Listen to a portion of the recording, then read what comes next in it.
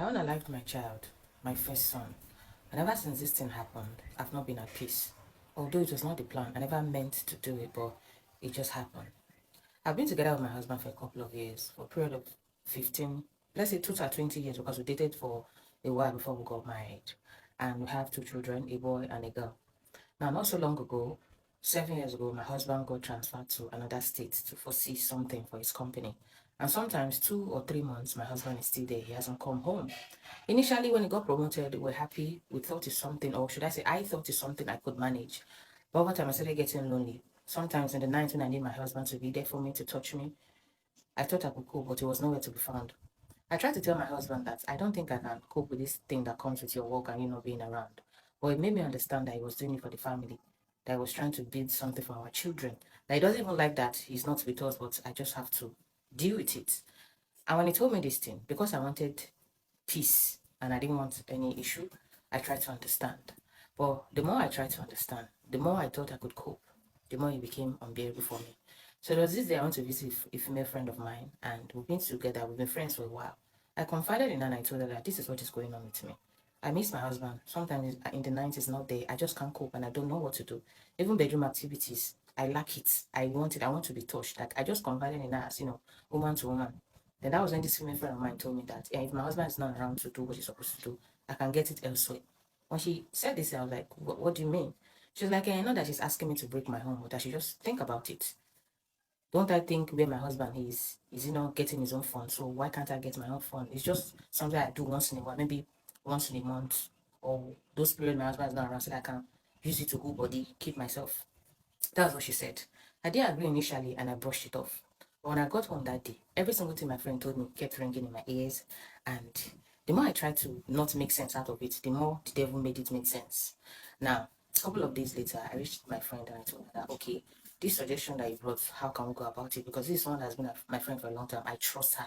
She told me that she can set me up with someone younger that she prefer I do it to someone younger because those kind of people will not catch feelings. They understand that they are just doing it for the benefit that them satisfying me and I give them money. I know some of you be looking at me like, oh, why did you do this? Why did you do that? Me myself, I didn't even know I could do such a thing. Now, my best friend arranged the whole thing, arranged a guy for me, and from that day we started having bedroom activities once in a while. But you know one thing about human being and feelings, something you tell yourself that you're not going to do is just for the moment somehow becomes a regular thing, and that was my case. To the point that this boy, or should I say this young man that I got involved with sexually, started coming to my house to do it. We no longer meet at the hotel. But anytime my husband is around, he doesn't call me, I don't chat him. It's only when my husband is not around that this whole thing happened. And the secrets were just between me, my best friend, and him. Of which the young man doesn't even care. He's just after the money. So there was this particular day I told him to come to the house. My two children, they were not around. He came, and while we were doing the activities, my first son walked in on us. Originally he wasn't supposed to come back that day, that early, but I don't know what happened. But he just walked in on us. I don't know, maybe it was the devil that wanted my first son to see what I've been doing. Out of shock and everything, he shouted at, like, he was shocked. He didn't expect me to do such a thing. And back and forth, we started talking, and I was trying to explain to him that it's not what you think. It's just like I was trying to give him reason to see me differently. But from that day onwards, my son started acting cold towards me, to the point that he called me names, called me a disgusting human being. He said a whole lot of things to me, of which I'm not going to be mentioning them in this video because I don't want TikTok to restrict this video. So out of panic and I didn't want him to tell my husband, I confided in my friend. And my friend was like, I should not worry that he's not going to tell him. My son is not going to tell my husband. But over time, this thing kind of made me and my son have issues. Of which sometimes when my husband asks me, why is this boy acting like this? Why is he being disrespectful towards you? I can't necessarily say anything because I and him know the reason why he's acting like that towards us. So there was one day my husband was not home. He was around, but he was not home. My son and I got into an argument because I asked him to take care of his room. His room was looking messy. Then my son said I can't tell him anything. So he started talking to me anyhow, like insulting me the way he has been doing since. And he said something, he said, don't worry, when daddy comes back, I'm going to tell him everything. I'm going to expose your secrets to him. I begged him, but he was hell bent on, he said he's going to tell my husband. So that day, I called my friend, went to her place, and told her, this is because I was in panic. I didn't want my marriage to break because, of which, after that day, my son caught me and that guy. I stopped having that bedroom activities with that guy. I went and I told my friend that this is what is happening. My son is threatening to tell my husband. I don't want to lose my marriage because I just can't stand the disgrace and everything that, I just told my friend that she should help me and like, help me do something. What can I do? And my friend was like, okay, I should relax. She went to do her room, brought her something. The bottle is not this, like, this was the size of the bottle. It has like a clear liquid that looked like water in it. And she told me that I should put it in my son's drink, drink of food that is going to make him sleep. Anytime I sense my son want to misbehave or talk to me anyhow, this period that my husband is around, I should always put it in his food so that he will be sleeping until my husband go back to the state that he works. I asked her, are you sure? Hope this is not, I just to be sure that I hope this is not poisonous or anything. She said, no, it's just something like a sedative. It's going to sedate my son. I took it. And 2 days later, I did exactly what my friend told me to do. Now, the evening of that day, my son finished eating and he went to bed as usual.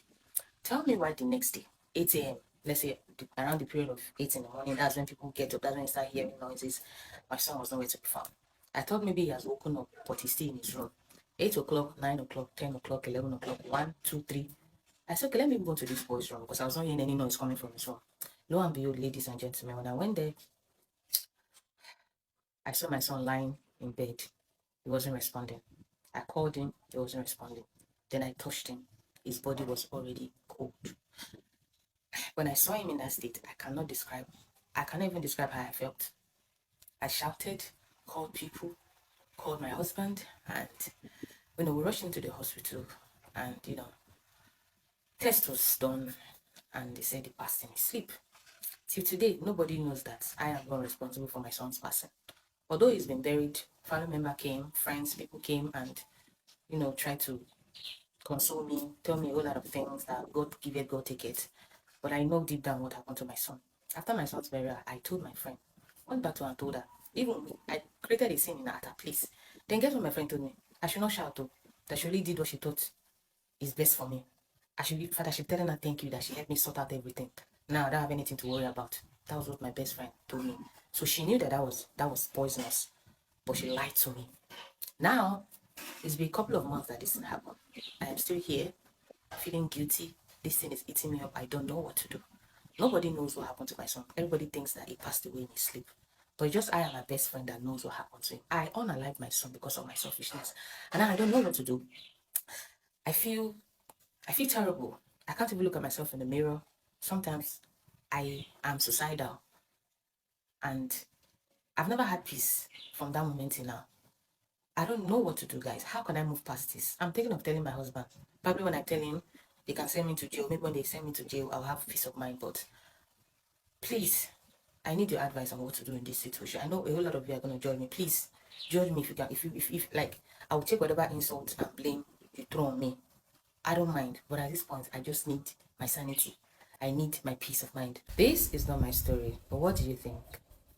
Please leave your thoughts in the comment section. Thank you guys so much for watching. And I'll see you in my next one.